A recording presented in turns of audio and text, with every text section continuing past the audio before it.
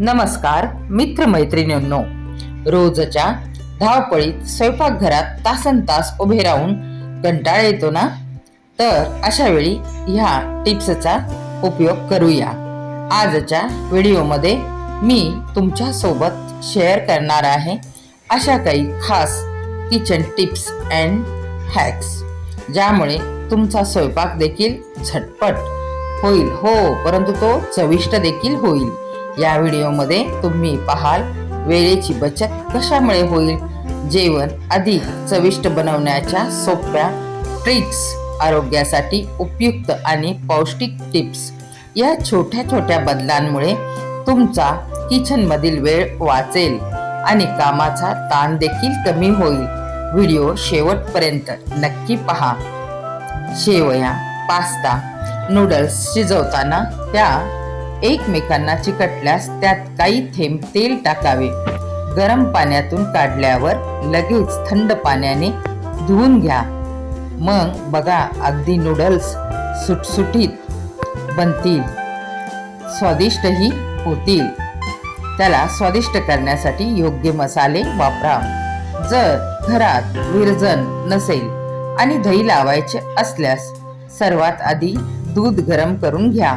त्यात लिंबाचा रस घालून पातेले 10 ते 12 तास झाकून ठेवा. मस्त क्रीमी दही तयार होईल. हे दही थंड होण्यासाठी फ्रीजमध्ये ठेवू शकता. लसूण भाजी टाकून ही लसणाला किंवा भाजीला लसणाचा वास येत नसेल तर अशा वेळी लसूण कुटून घेऊन वापरा व कुटलेल्या लसणाची वरून फोडणी घाला. भाजीला लसणाचा वास खूप सुंदर येतो. चहा बनवून झाल्यावर चहापत्तीचा चोथा फेकून न देता तो 2 ते 3 वेळा स्वच्छ धुवून झाडांच्या कुंड्यामध्ये घाला. आपल्या घरी झाडे असतील तर हा प्रयोग अवश्य करा. माती खालीवर करा, त्यामुळे कीटकांचा त्रास होणार नाही. भात सुटसुटीत व मोकळा होण्यासाठी झाकणाशिवाय भात भांड्यात शिजवा. त्यात थोडा लिंबू रस घाला. भात पांढरा शुभ्र होतो.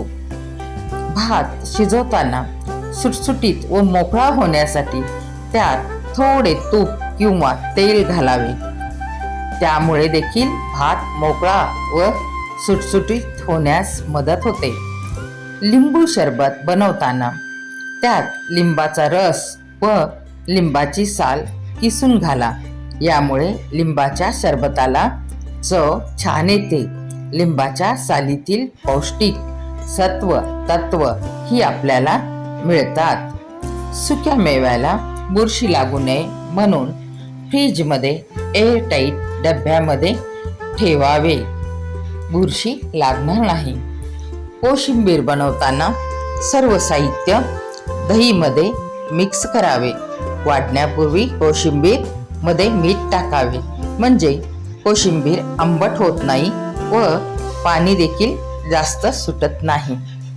बटाट्याचे पराठे फुटून सारण बाहेर येऊ नये म्हणून पराठ्याची कणिक मळताना पराठा लाटताना मधोमध प्रेशर देऊन लाटावे.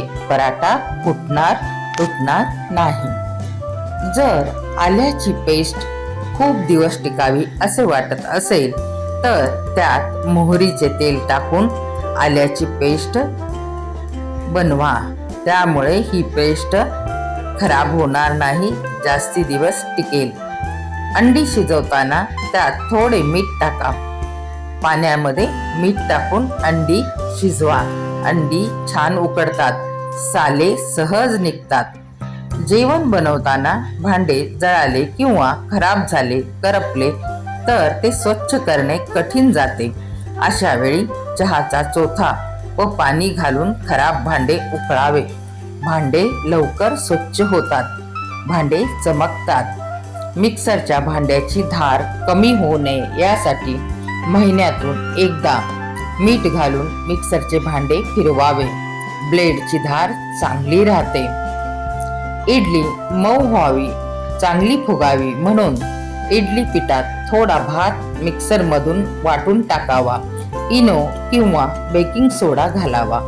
त्यामुळे इडली मऊ होतात व टम्म फुगतात देखील. कांदा कापताना डोळ्यात पाणी येऊ नये म्हणून प्रथम कांद्याची साल काढा. नंतर कांदा पाण्यात ठेवा. चिरण्यापूर्वी कांदा पुसून घ्या म्हणजे डोळ्यात पाणी येणार नाही. कडधान्य रात्रभर पाण्यात भिजवावी. परंतु आपण कडधान्य भिजवायला विसरलो तर अशा वेळी काय करावे? तर कडधान्य गरम पाण्यात भिजवा. 1 तासात भिजतील आणि 1 तासात तुम्ही त्याची भाजी देखील करू शकता. अशा वेळी आपला वेळ वाचेल व स्वयंपाक देखील होईल.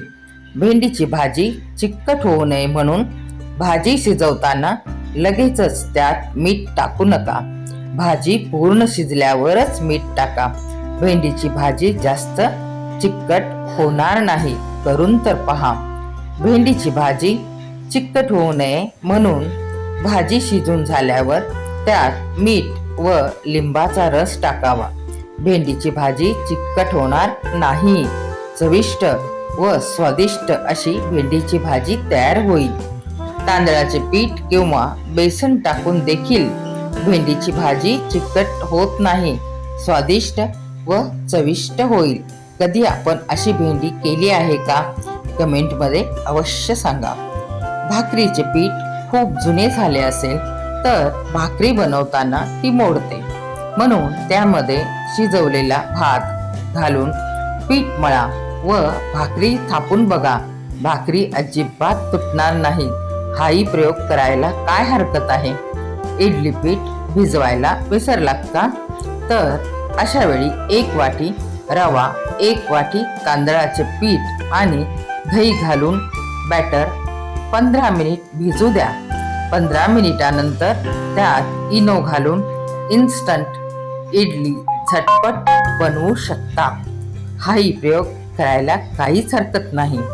सकाळी वेळेवर नाश्ता न केल्याने शरीरात लवकर थकवा येतो.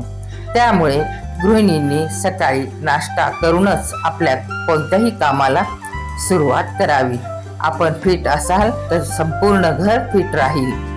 टोमॅटो गरम पाण्यात 2 मिनिटे उकळा. त्याची साल सहज काढता येते. भाजीत तिखट जास्त झाल्यास थोडासा गूळ टाकावा. यामुळे भाजीची चव ही संतुलित होते. तुमची आवडती किचन टीप कोणती बरे? कमेंटमध्ये नक्की सांगा. धन्यवाद. यातील एखादी टीप वापरून एखादी रेसिपी करून पहा.